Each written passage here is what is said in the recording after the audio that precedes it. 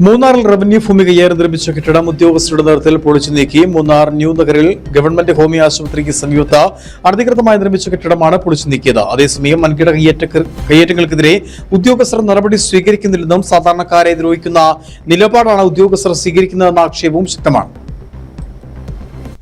Munnar new നഗറിൽ government homeo ആശുപത്രിക്ക് സമീപത്ത് അനധികൃതമായി നിർമ്മിച്ച കെട്ടിടമാണ് ഉദ്യോഗസ്ഥ സംഘം പൊളിച്ചു നീക്കിയത്.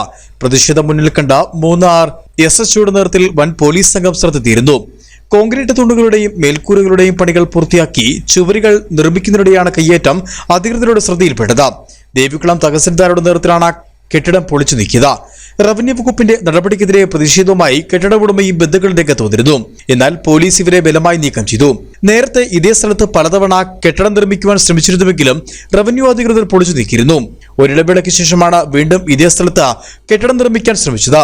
അതേസമയം വൻകിട കയ്യേറ്റങ്ങൾക്കെതിരെ ഉദ്യോഗസ്ഥർ നടപടി സ്വീകരിക്കുന്നില്ലെന്നും സാധാരണക്കാരെ ദ്രോഹിക്കുന്ന നിലപാടാണ് ഉദ്യോഗസ്ഥർ സ്വീകരിക്കുന്നതെന്ന ആക്ഷേപം ശക്തമാണ്. മൂന്നാറിലെ വലിയ വലിയ റിസോർട്ട് പണിയാനും വലിയ കട പണിയാനൊക്കെ മൂന്നാറിൽ NOC ആവശ്യമില്ല, ഒന്നും ആവശ്യമില്ല. പക്ഷെ മൂന്നാറിലെ പാവപ്പെട്ടവർ ഒരു വീടും അല്ലാതെ ഒരു ബാത്റൂമും പണി ചെയ്യുവാണെങ്കിൽ ഇപ്പോൾ ഇവിടെ പറയുന്നത് മൂന്നാറിലുള്ള ദാസന്താരും ബാക്കിയുള്ളവരെ റവന്യൂ ഉദ്യോഗസ്ഥന്മാർ പറയുന്നത് NOC വേണമെന്നാണ് പറയുന്നത്.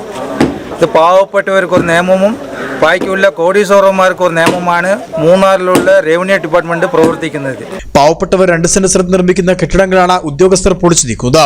പ്രദേശത്ത് ആർക്കും പട്ടയമില്ലെന്നും എന്നാൽ ഇത്തരം ഭൂമിയിൽ നടക്കുന്ന വൻകിട നിർമ്മാണ പ്രവർത്തനങ്ങൾക്കെതിരെ നടപടിയെടുക്കുന്നില്ലെന്നും നാട്ടുകാരും ആരോപിക്കുന്നു.